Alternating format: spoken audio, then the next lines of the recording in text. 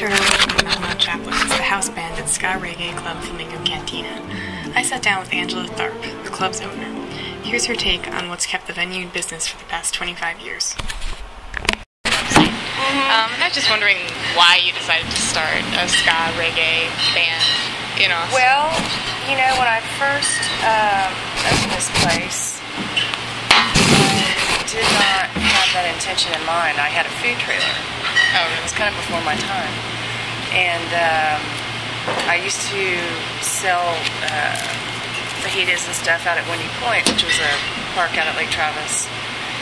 And after that season was over, I needed somewhere to put my trailer. And so I was driving by this spot, and it was in October. And this used to be, there wasn't anything here. It was just a kind of an alley, no roof. That building with the office and the bathrooms was here. It was one little bar, I think at one time. It just had a little bar here. And there was a for lease sign, and I was like, I bet I can get my trailer in there. Sure enough, I rented it and pulled my trailer all the way into here. We didn't have the stairs or any of that.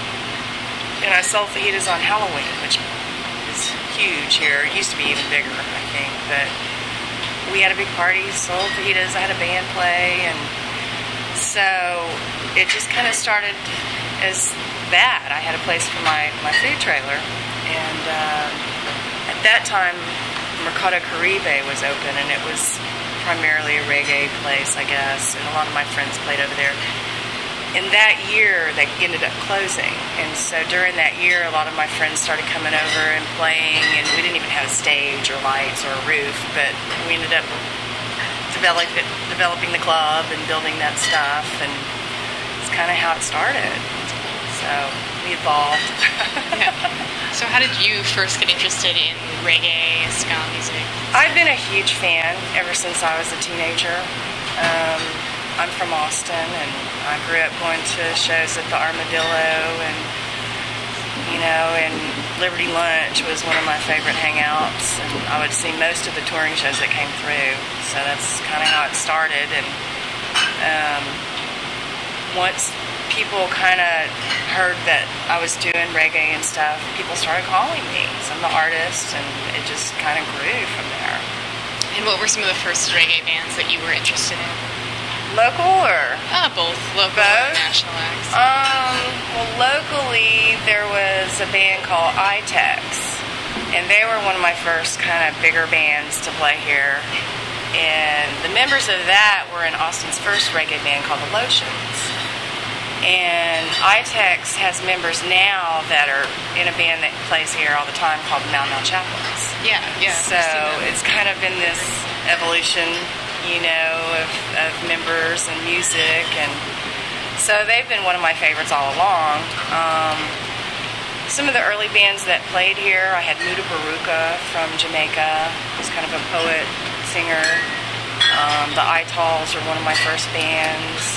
Barris Hammond, a slew of Jamaican artists. Plus, a lot of African artists have made their way through as well. Okay. And how big was the reggae scene in Austin when you first started having shows here? I would say that it was probably bigger than it is now. Oh, really? Probably on a certain level, just because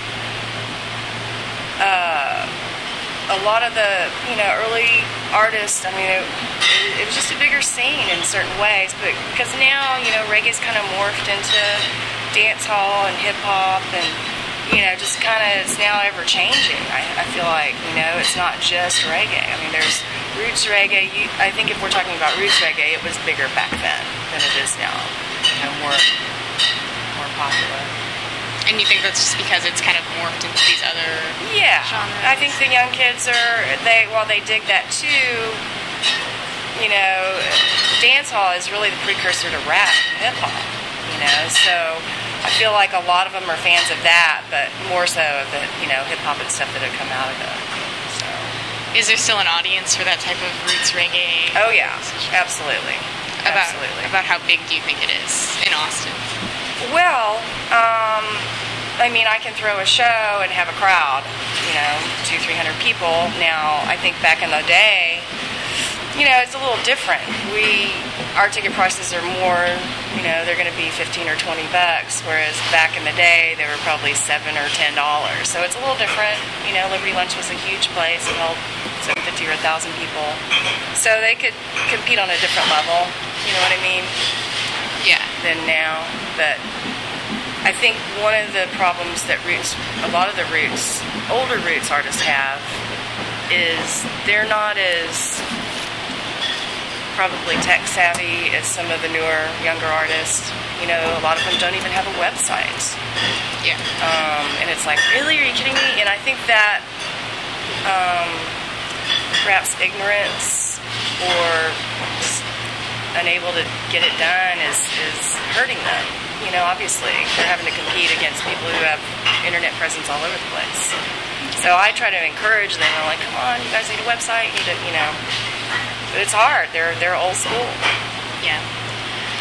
Do you have kind of like a core audience that comes to a lot of shows here, or do you see different people kind of coming each night? I do have Flamingo's like a family. If you come in here on a reggae night, you're gonna see that people know each other. I mean, it's kind of like a cultural place to meet. I don't know how to explain it, but people come in here and we've been knowing them for 20 years, and for the roots reggae shows, there's definitely a core contingent, and there's all kinds of people that come. But the thing I think I like about it is it attracts people of all ages, from young to people in their 70s come here, and they're comfortable coming here and mixing and all that. So the Mau Mau Chaplains play here usually every Wednesday. Can you talk about what one of their typical shows is like? Yeah, the lead singer happens to be my boyfriend. Not that you mention that, but that's cool. He's the one that has kind of been in the Lotions and iTechs and now the Mau Mau Chaplains, and they do a couple of sets, and they don't work off a set list. They have a plethora of songs. I mean, tons of them. They don't do too many originals at all. In fact, it's mostly covers, but they do them in their own way. They dub them out. I think they kind of keep it fresh in that regard. They don't tend to play the same stuff over and over. And the people that come here, it's like sometimes some of the crowd, they come to every show. Then other fans will come once a month or whatever. But, it's kind of a regular group that does come and support. And it's just a laid-back atmosphere. I mean, people, I think, have fun coming here. Have you been to one of their shows? Yes, I went to the Halloween. Oh, okay. That was fun. Yeah, that was a lot of fun. That was fun. They were really good. Yeah. So you said you have you have young people coming here in the audience. How often do you get younger bands coming to play? All the time. Yeah. I mean, it just depends on the schedule. I never know. A lot of times there's bands with members under 21. We're pretty much 21 and up. Okay. Can you talk a little bit more about the ska music that you play here and kind of what that ska is like? Yeah. Well, one of my very favorite and dearest friends are the Scatolites, which are kind of... that's awesome. Yeah, that's cool. Cool. They're so cool. And unfortunately, they've lost a couple of members this past year. The drummer, Lloyd Knibb, he's one of my dearest friends, and he passed away. And Cedric also passed away. But those guys are amazing. I got the opportunity to travel with them some in Europe when they were on tour. And,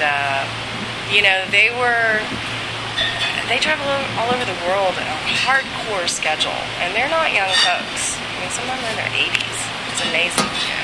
But they can still, it's just, they're amazing the way they can still produce the music that they do, and I feel like people, young folks who, 18, 19, 20-year-olds have come to their shows and are like, wow, blown away by these old cats on stage.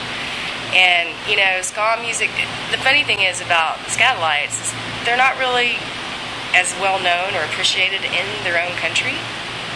Ska music is just not that popular over there. And here it's had up and down kind of movement, I feel like. There's been a lot of bands, like the Slackers is one of the bands that comes through here. We actually shot a video with them a few years ago. And they're awesome. And they kind of help keep that spirit alive, I guess, in terms of ska. I don't know. There's there's a few local bands and regional bands that continue to play. Bandulus and others. But unfortunately, I don't think it's as popular as it has been in the past years. Okay. You know. Yeah. So ska's, you said it's had ups and downs in its popularity. Do you think there's a chance it could, at some point, become as popular as it was like in the 90s? I don't see why not. Yeah. I mean, I think it depends on the artist and you know, obviously musical taste. But I mean, we have Fishbone and all these other bands. Well, look at them; they're still touring.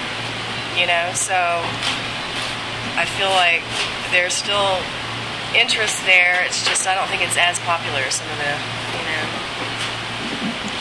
other forms of music.